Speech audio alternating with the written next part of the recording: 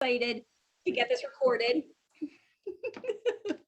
To get this recorded early today and to tell you that we have an absolutely wonderful guest on with us to share some amazing insight and stories from his career as a realtor so far. So I'm going to introduce him in a minute. Yeah, I am going to get something out of the way and let you guys know that Mega Camp at Mohegan Sun is not happening. So we did have to make a really difficult decision because I really wanted to meet you guys live in person if I haven't done so yet. And we had to follow suit. No, we didn't have to yet. We are following suit with KWRI, which is Keller Williams International, and Gary Keller. They did decide to cancel the live portion of Mega Camp. So we followed suit and we will no longer be doing Mega Camp at Mohegan Sun. Yet we absolutely will be having fun, and we will put together a great New England event digitally. Stay tuned for the details on that. If you have any questions about your ticket, please let us know. If you've booked a hotel, we are taking care of the details as we speak to make sure everybody is whole on this event. So kind of bummed about it, yet I wore this shirt on purpose today. We are going onward and upward, and I'm excited to have Adam Dow on with us today to tell us a little bit about his journey of becoming a realtor and where he is today with his team. You guys are going to be blown away. Please take notes. I'm giving you some time to get your notepads out because you're going to want them. So Adam, welcome to the call. Thank you. Please tell everybody who you are, where you're from, and a little bit about why you decided to get into real estate and when you did. Why I decided to get into real estate. So Adam Dow from Wolfboro, New Hampshire, which is up in the Lakes region, but I have a team of 18 agents and 5 full-time staff that cover all of New Hampshire. But getting into real estate is kind of the funny part of the story. I was at a safety and quality management consulting company, which tried to do a .com and it bombed. So it was going out of business. I saw the writing on the wall. I was on monster.com at the time, applying for jobs that I thought I was overqualified for, and was not getting them. So Coldwell Banker was hiring. I didn't know at the time that they hired, or everybody hires everybody in real estate because it's a commission-based job. So we were going to get a Christmas tree, and I stopped by the Coldwell Banker office. And he said, all right, go get your license. You're hired. I went and told my fiance, were we married? Yeah, no, my wife, that I just got a job. She said, what does it pay? I said, I don't know. So I took the test they have a personality test, or they did have a personality test. And it said, run from real estate. I scored the worst on that test of anyone that's ever taken it in the Wolfboro office in 14 years. I know that because I hired the office manager after. She said, never did anyone ever score worse than you. So that was my big research in getting into real estate and my promising start. Okay. Wow. Very surprising. Yeah, I will tell you, I started at Coldwell Banker in 2001 myself. So I will tell you, Coldwell Banker has a great startup, get into real estate. So what year was that? And when did you? Yeah, that was 2003. And they had their fresh starter. I really liked my instructor that got me into real estate. I remember I had an Excel spreadsheet that I printed out, and I had 10 names up on the thing, and they fill in every time I talked to somebody about real estate, and I had a goal of 10 a day. But that helped, starting out.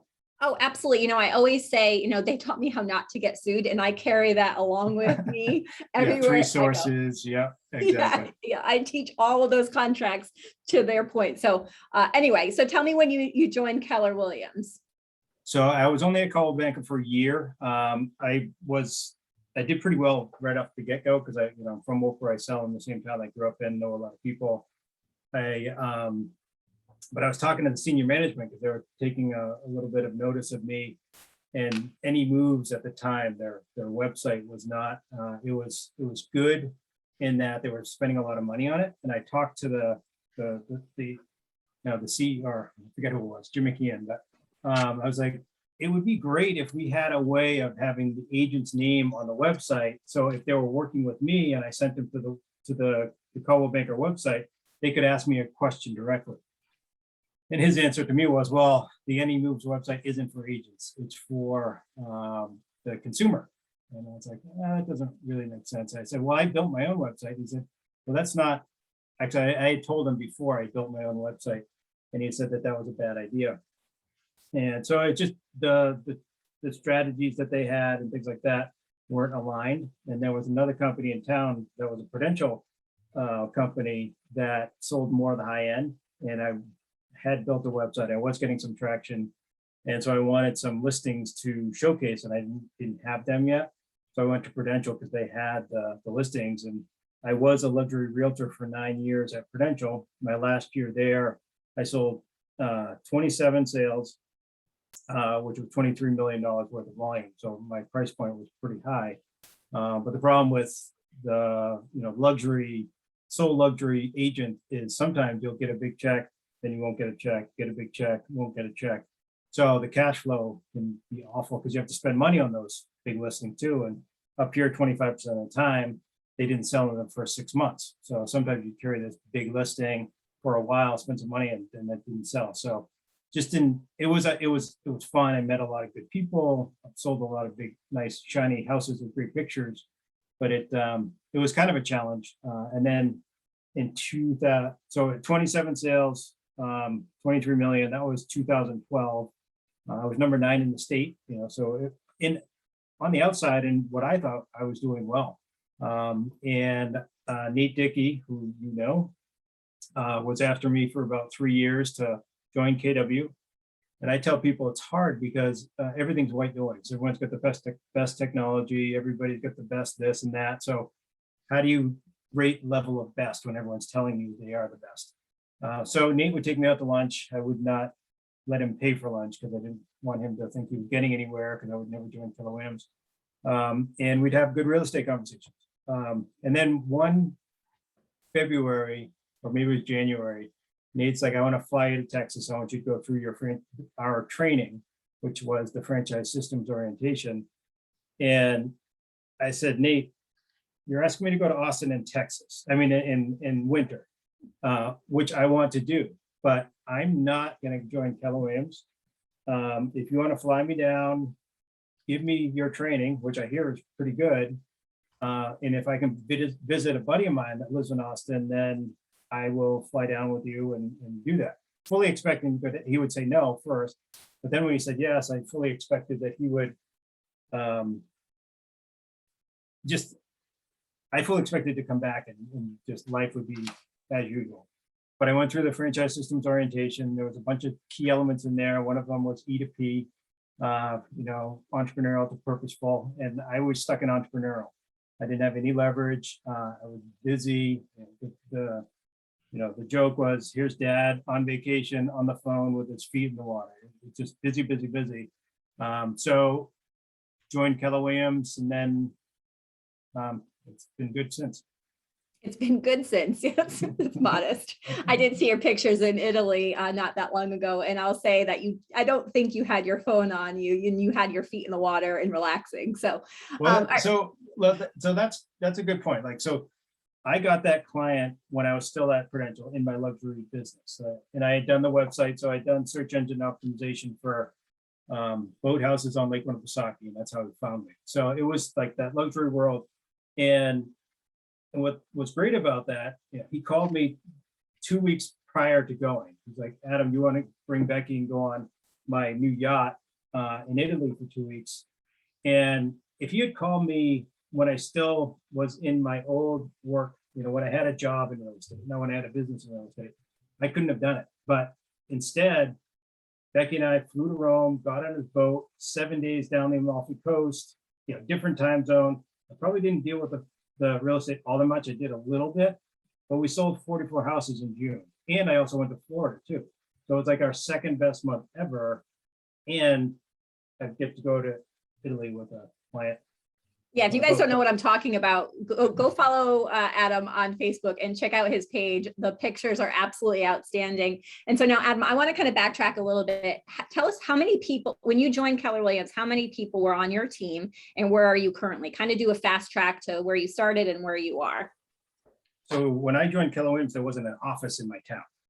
So there were 5 people that came to Keller Williams when I did back in 2013. The Lakes region had no agents at all.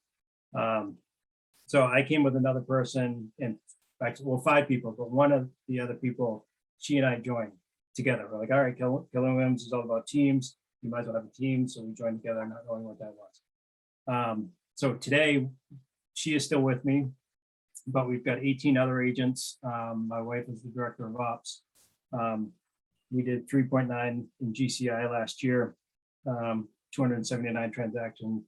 We're at 177 transactions now, volume of 112 million.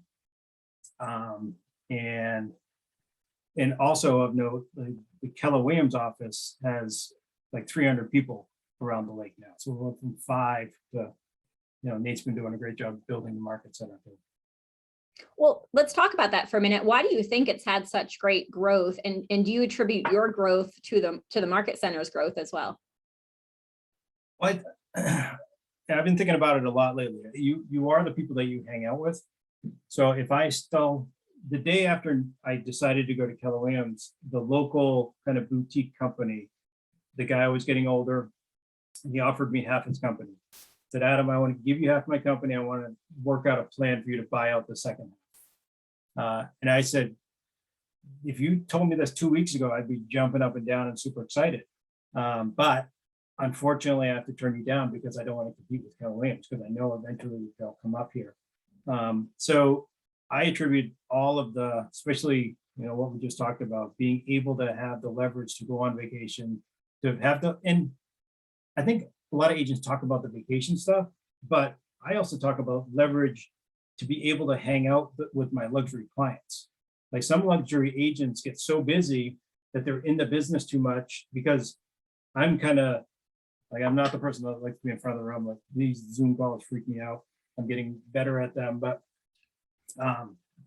and so I think some luxury agents just are the typical, they walk into a room, they want to chat with everybody and things like that, and that's not me. But so I have to work at the relationships.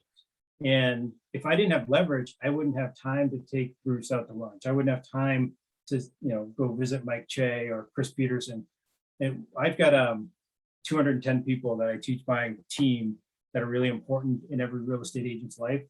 The top 10, and those are people that have influence in the community, are people that recommend you in, right now you might not have 10 people that would be a top 10. We call them top 10 SOI, sphere of influence. They have to be in your sphere. They have to have influence. So Bruce was actually, I just missed a call from him. It's freaking me out that I didn't pick it up. But he's given me probably 5 or 6 multi-million-dollar sales. His friend Chris Peterson has. And I used to not be able to have time to spend just nurturing that relationship. And with a team, yes, I can go on vacation, but I also can spend time nurturing my luxury relationships. I forget what the question was, but I got into that. Yeah. I think it was talking about your growth and what do you attribute it to? It's a lot of hard work and a lot of relationship building is what I hear, right? Yeah. So, So, I mean, and growing, being able to find where the weak points are and not trying to solve them myself, and hiring the first hire of the admin, getting over that hump of getting some leverage, bringing in the buyer agent, like following the book. I literally just absorbed all Keller Williams when I first joined, and said, all right, there's a lot of successful people out there. This seems to be what they did. So I just started doing it. So why recreate it? Just follow the book, right? This book right here you're talking about, right? Right. Yeah. So I know you're in Gary's top 100. Can you tell us what is your best advice you've taken away from that mastermind that you get to go on monthly with him? He said a year ago, or maybe it's a little bit more now. How are you different? Like, everyone wants, there's 150 realtors in Wolfboro. There's 110 sales that happen. So why are people going to say no to 149 realtors and say yes to you? So I think that Gary makes you focus on, if you don't know why people are going to hire you, how are people supposed to know that? So really figuring out what is your difference maker, you as a person, you as a business person, you as a realtor, what makes you different? And looking back on what I did is I heavily invested online, before anyone else. There was team website or company websites, but there wasn't a lot of individual websites. And that's how it was different. And then I had the right relationships to explain the difference that I bring to the table. So the relationships Gary always harps on, like having the right relationship. And what's cool in being a part of that top 100, you'd be surprised that there's less about real estate and more about, all right, if you're profitable, what are you doing with that? Are you benefiting your community? Are you protecting your children? All of that stuff. He said, you're not here unless you're good at real estate. So let's talk about some other things. I love that. So did you guys hear what he just said? Like, let's just go back to what he just said. First of all, it's all about relationship building and being an influencer or being a part of an influencers group. And then he said, follow the book, right? So if you haven't read this book, maybe 10 times, maybe go read it another 10, right? Or if it's your first time, just go pick it up and read it and implement it instead of recreating the wheel. And then he said something very important towards the end here, which was what Gary Keller said was, what is your value proposition? What are you doing differently that other people aren't doing? If you're unsure of that, guys, here's Adam, would you agree that that's probably a good homework piece to work on? Yeah. Right? Like figure out what is your value proposition? What are you doing differently that every other agent isn't doing? And it doesn't have to be huge. Like I tell new agents, one of the assets that you have right now that I don't have is time potentially. Like you have time, if you list a house in your neighborhood, you have time to call every top agent in the feeder market. Like, so for us, if I was a new agent, I would promise a new seller, I'm going to call every agent in Boston that sells over, whatever, pick a number. And I'm going to personally invite them to look at the link that I'm going to send them. And then I'm going to have them forward it to their agent. So you can get creative around it. So you don't have to compete on statistics. You can compete on time right now. I love that advice. So is there any other piece before we move on to our content portion, which I hope you stay on for, is there any other like piece of advice that you could give to the almost 70 people on this call that they could take away today? One of my doubts, because sometimes people ask a little differently, they'll say, what you did differently or whatever. I'm a very creative person, and it's also because I'm I don't follow through very well. So I like to do new things and not finish the thing that I just started. But so being creative is fun. It's my procrastination. I would say get into systems sooner. Say, well, I don't have a team. Well, you list a property. What's your system for listing a property? You're getting the deed, you're getting the tax map, you're getting all of these things. Because if you list your action plan for listing a property, like day one, I'll do this, and back it up, my pre-listing plan, have those two things, that does a couple good things. One, it really makes you define your process. Two, when you do hire the assistant, you have, all right, you're going to do these 10 things. Like it's easy to push it off, because hiring an assistant without an action plan or a checklist, they just sit there waiting for you to tell them to do the next thing. So it's, get that thing going. And then you figure out, these are the things that make me different. So if you just focus on your pre-list and your listing, what are you going to do for clients and how are you going to be different? It gets you your first hire and then might get you more listing with your value proposition. I love that. I mean, you hit the nail on the head there. Like, go get your system set, go create the manual for your business. And by doing that, your value proposition appears, right? It exposes itself and you could say, aha, this is what I do, or you figure it out a lot quicker, right? And it'll change, but I mean, at least you're starting. That's right. Awesome. Well, Adam, thank you so much for being on the call today. Stick around. We have about 10 more minutes of content we're going to share with you. I thought that was a beer. I was like, okay, you're hanging out with Nate Dickey way too much, having early afternoon beer. Okay, it's a seltzer. We're okay. Anyway, stick around. We're going to share some content and you might like it. Maybe you'll use it in your business. Hey, all right. I'm always learning. Thank you so much, Adam. All right. You're welcome. We'll take questions at the end, but let's get right into the content that we're going to share with you today. Let's see. Wow, that's a whole lot of me right there. Okay. we have a lovely toolkit for you this week. And let's see if I could. Cassie, would you mind scrolling up just a little bit? Okay. All right. I'm sorry. Scroll back down. I thought I was missing something. All right. So this week we have a text for you. And what we did was we decided to stay away from real estate. A lot of our emails and phone calls and text messages have been asking about refinancing or real estate or referrals.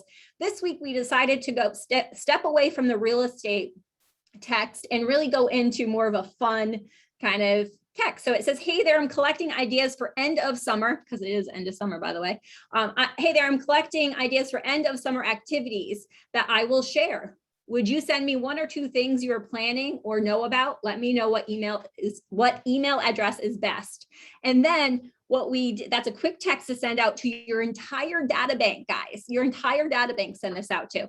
And then what we did was we included the lovely little graphic that once you get all of your list of activities, you put in this lovely little graphic and you actually send it out the next week to everybody that gave you ideas. So a fun little text with a design to go along with it. And if you could scroll down, our first social media is about refinancing. To refinance or not refinance, that has been the ultimate question I am being asked by homeowners. So we're going on the real estate vocabulary. And this week we're talking about refinancing.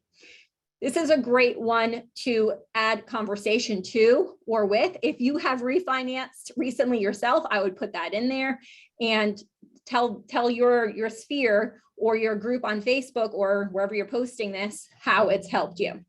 And hey, Jen, real quick, I had a great conversation with some agents in Vermont last week about this. A lot of times we think that these words, everybody knows these words, but they really don't. I mean, how many of you came into this world and we had to learn Kellerisms and real estate words and vocab we've never heard?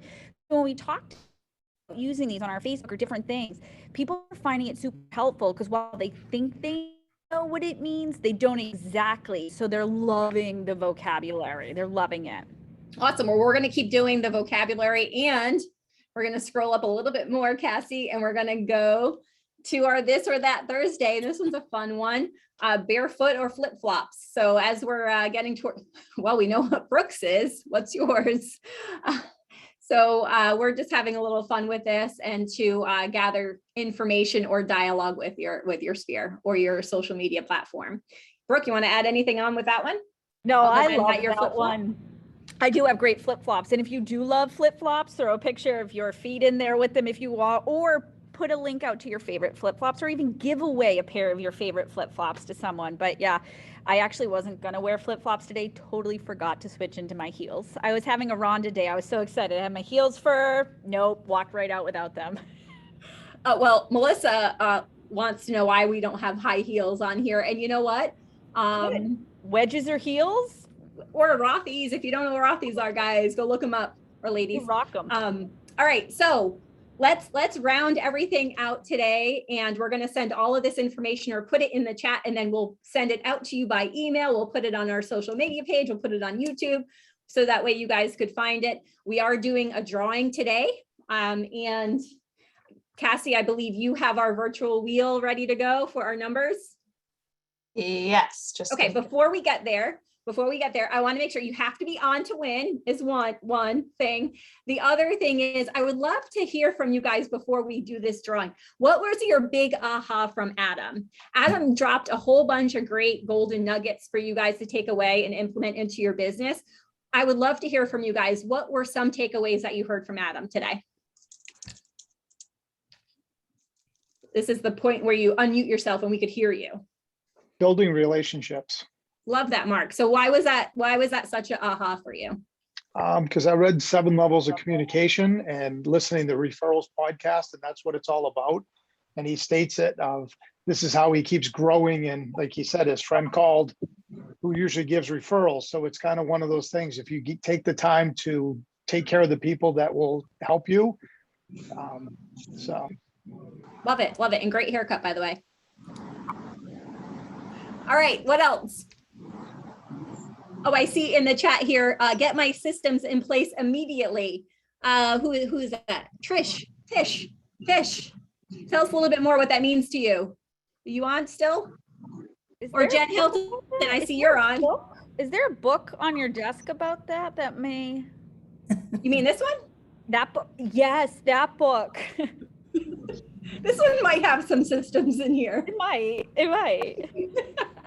I love it. So let's see, what else do we have here in the chat? Brooke, can you help me with the chat? Yeah, it said. Sphere of influence. Yeah, sphere. Peeps need to have influence. And I love that because one of the big takeaways I had was he needed to find those connections to be able to give those connections to other people, right? So it wasn't just about who was buying, selling, or referring real estate. It was about making bigger connections in the world. And then Well, one point on that too is if you're proactive on it, and like, if you're gonna have one accountant, like I kind of fell into some of it because I played golf with the best accountant in town.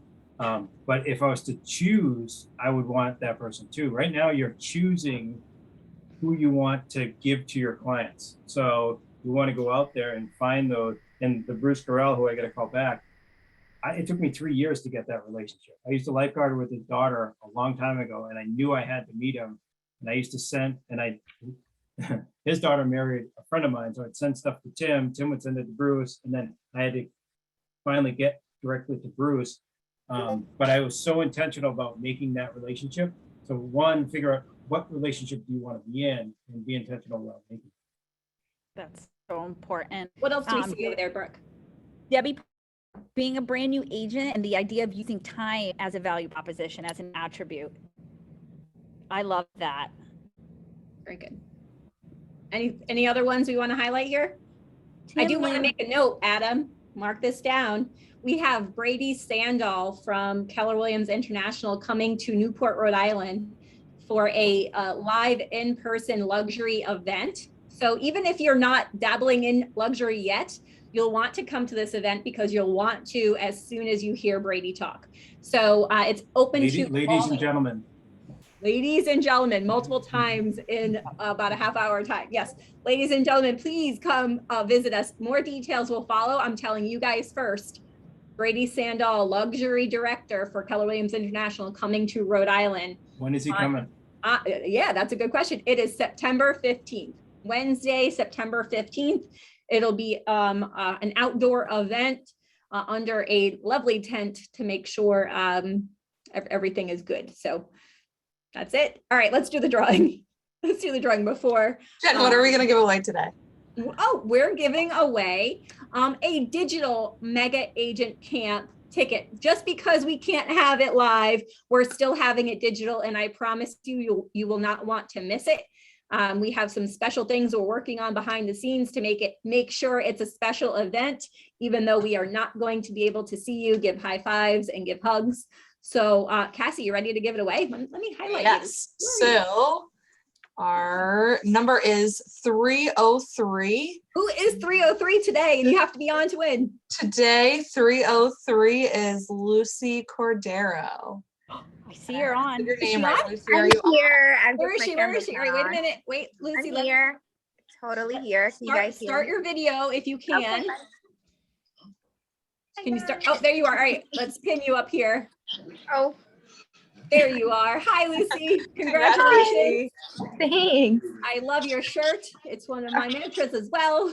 So, congratulations. How many calls have you been on Mondays with us?